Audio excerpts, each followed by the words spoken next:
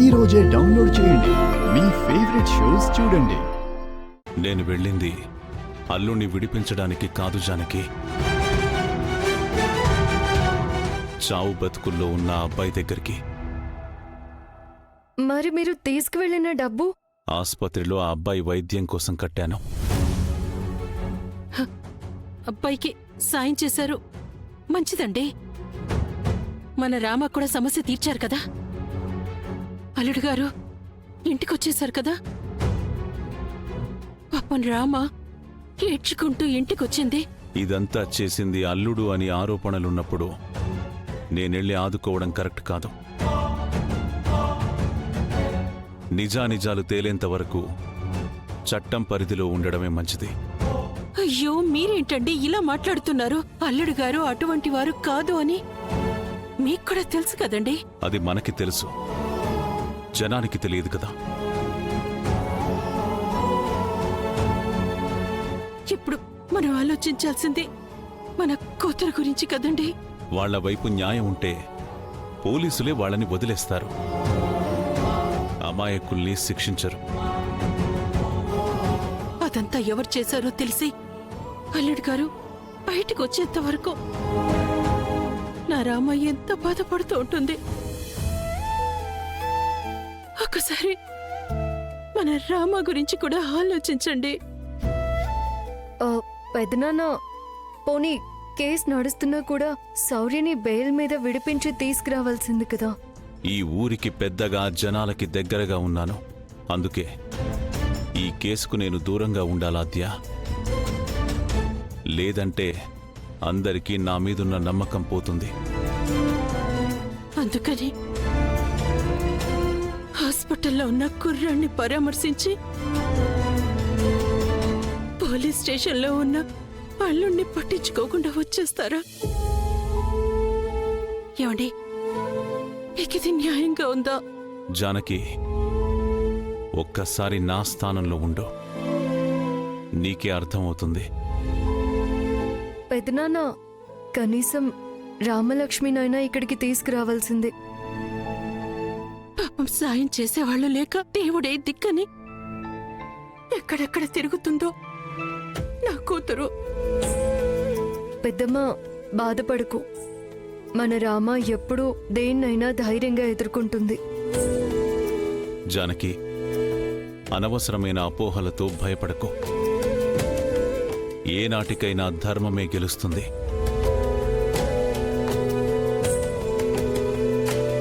అద్యా, రామకు ఒకసారి ఫోన్ చేయమ్మా.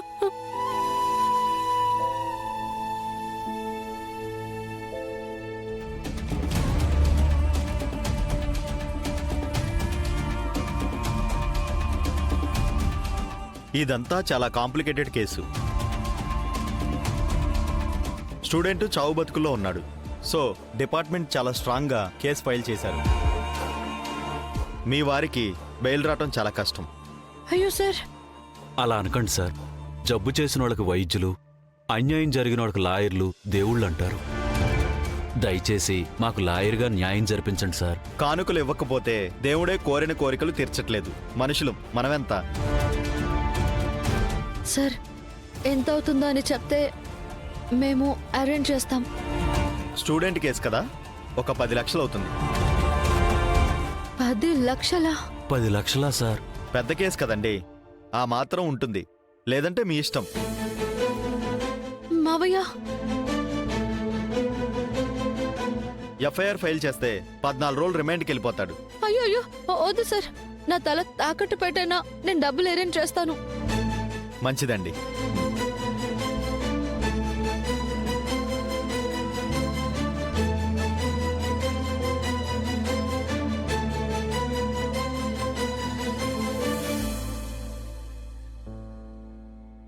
అంత డబ్బు మనం ఎలా సర్దగలమమ్మా? ఏమీ లేని వాళ్ళకి ఆ దేవుడే దిక్కు అంటారు కదా మావయ్య.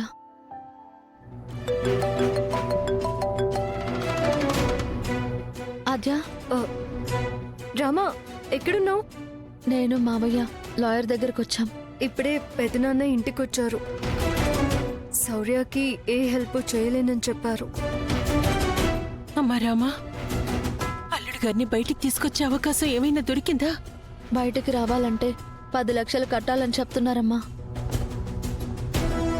10 లక్షలా? పర్వాలేదు పెద్దమ్మ, మనం కట్టేద్దాం. రామాని ధైర్యంగా ఉండమని చెప్పు. రామా, విన్నావు కదా? ఆ డబ్బు ఏదోలా మేం సర్ది పంపిస్తాము. నువ్వు అధైర్యపడకు. ఆ, లేదమ్మా. జానకి,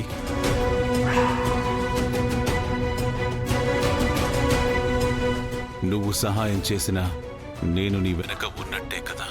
కూతురి కష్టాన్ని చూడలేకపోతున్నానండి. సీత కష్టాల కంటే పెద్దవా మన రామ కష్టాలు? అలా అని చూస్తూ ఊరుకోమంటారా? పోలీసుల దర్యాప్తు పూర్తయ్యే వరకు తొందరపడద్దు అంటున్నాను. ఈ విషయంలో నిదానం ప్రధానం కాదండి, ప్రమాదం. తొందరపడకపోతే ఎలా? నా మాట మీద నీకు ఏమాత్రం గౌరవం ఉన్నా నీ నిర్ణయాన్ని వెనక్కి తీసుకో.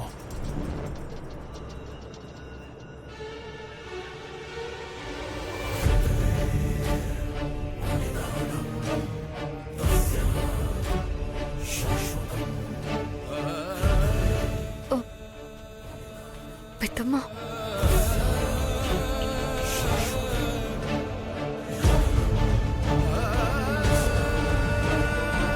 అమ్మా రామా, మీ నాన్న ఆ, అమ్మా, అన్నే విన్నా.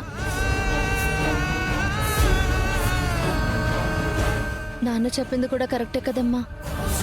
మీరెవ్వరూ నాకు ఎలాంటి సహాయం కూడా చేయక్కర్లేదు. రామా, మరి ఈ సమస్య నుంచి నువ్వెలా బయటపడతావు? నాన్న నాకు సహాయం చేయకపోయినా ఆయన ఆశీస్సులు నాకుంటాయి. నాకది చాలమ్మా. పదమ్మా, వెళ్దాం.